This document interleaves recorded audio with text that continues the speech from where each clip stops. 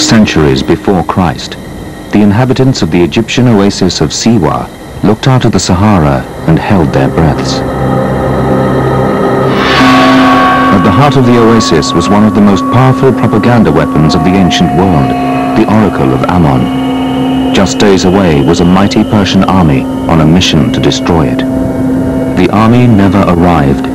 Engulfed by a sandstorm, they were said to have been lost without trace. But is it just legend or terrible truth?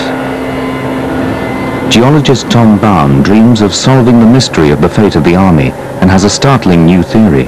Well, you told me that you found human skulls. Where did they come? Archaeologist Gail McKinnon hopes to find warriors entombed in the sand. And desert guide Walid Ramadan is the man they'll depend on to keep them alive amidst the dangers of Egypt's great sand sea. Generations of adventurers have unsuccessfully scoured the desert for the remains of the lost army. Amongst them, Count Laszlo Almashi, the model for the so-called English patient. But this expedition has a dramatic new discovery to investigate. Published in a Cairo newspaper, this photograph of ancient arrowheads has reignited the hunt for the lost army, suggesting that legend might after all be fact. People were struck by the find in the tomb of King Tut. He was one king. Can you imagine 5,000 or 10,000 soldiers? Bronze armor, weapons, skulls, skeletons, possibly chariots. Everything you can think of. It's a huge treasure if you can think of it that way. It would be the archaeological find of not only the century, but of several centuries.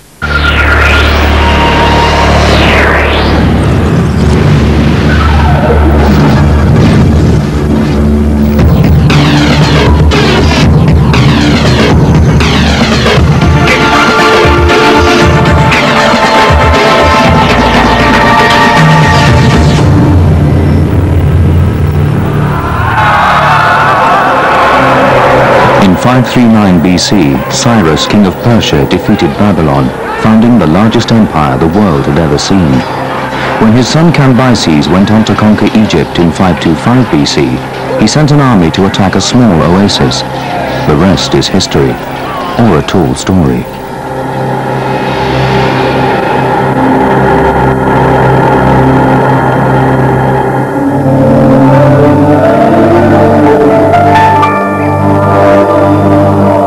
Greek writer Herodotus was the most famous historian of the ancient world. A single paragraph he wrote reads like fiction, but may be the only evidence for the hideous fate of Cambyses' army. Cambyses detached a body of 50,000 men with orders to attack the Ammonians, reduce them to slavery, and burn the oracle. The force started from Thebes and may be traced as far as the town of Oasis, 7 days' journey across the sand. General report has it that when the army had left Oasis and in their march across the desert had reached a point about midway, a southerly wind of extreme violence drove the sand in heaps over them as they were taking their midday meal, so that they disappeared forever. I think if Cambyses' army were to be found in the desert, I think it would spell the end of one of the long-standing mysteries in ancient history. What happened to Cambyses' army? Is Herodotus' account really true?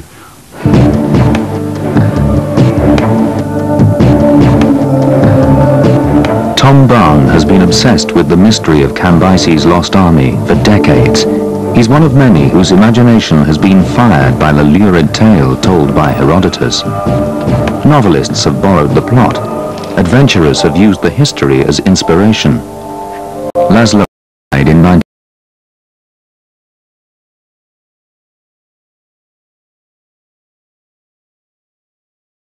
finding it.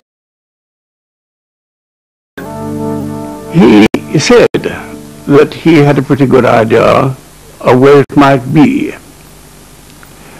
And he also said that he had found certain artifacts.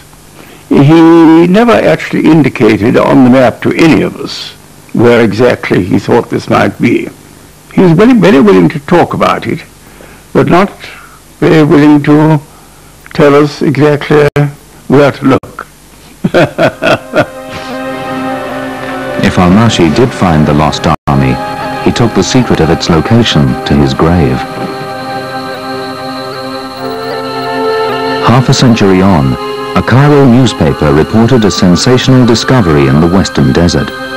The paper said that the army of King Cambyses had been found at last by a geologist, Dr. Ali Barakat. To archaeologists, the claim was highly controversial, but in the coffee shops of Cairo, they spoke of little else. So this is an arrowhead just there?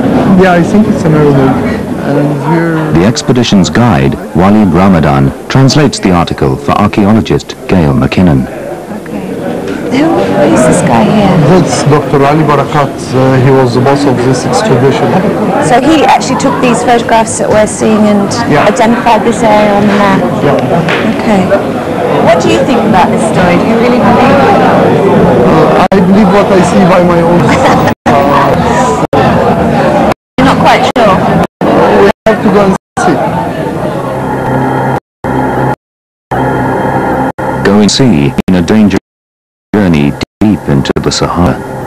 The drops of the desert can preserve bodies and relics, so it's possible that the sand revealed Messi's arm. Wales expedition the first to the remote made his discovery. Council of despite skeptical, sent to not invited. Archaeologists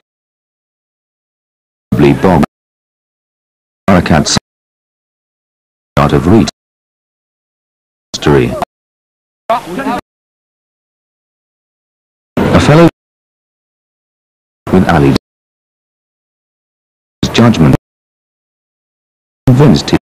Is it on archaeologist? Oh, he's a widely read, like it appears to bodies and look and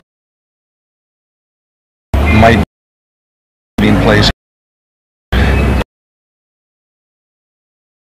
sincere.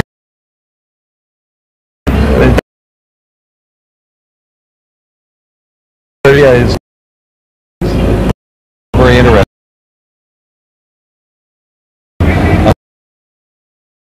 Yeah. Criticism about I'm not really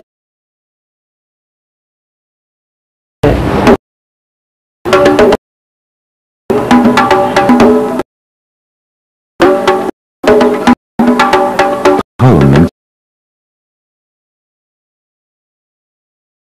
discovered. No question. Looks like airlines, possibly a spirit. Lots of human bones. Gail, once point blade. Can't see it too well from the socket head, but there's no so I don't really know. Were there a lot of bones when you got out? Yes. We find this with many bones on the ground. Do you think that the whole army is out there, or do you believe that some of the army? It turns out Ali's finds were made by chance on a brief geological field trip. There wasn't time for a full search of the area. He's confident another expedition will confirm that the lost army really has been found at last. And probably from here we may find the whole army, probably from this area.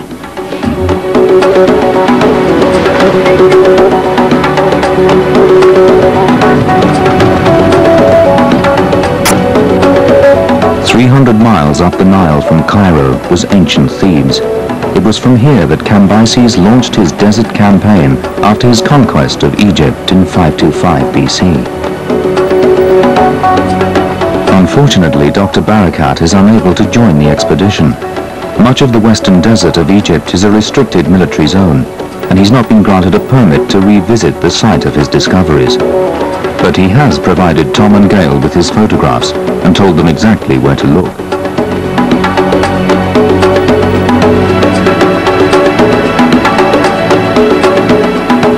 On the western bank of the Nile, the team's vehicles, drivers and supplies are waiting.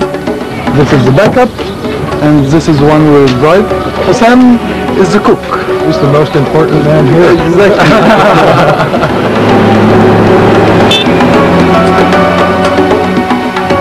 The journey to the edge of the desert traces a caravan route that would have been old when the Persians marched down it 2,500 years ago. The Persian army was generally composed of a whole number of different ethnic contingents. The later accounts of the Persian invasion of Greece say that all the peoples of Asia were represented, so it would have been a very dazzling, exciting sight if you were not on the wrong side of it. The Persian army, from descriptions we have in other contexts, tended not to travel light. The Persian expedition to Greece had a huge baggage train. They even brought concubines with them, as well as camel trains full of provisions. It was said in that case that the Persians drank all the rivers in Greece dry.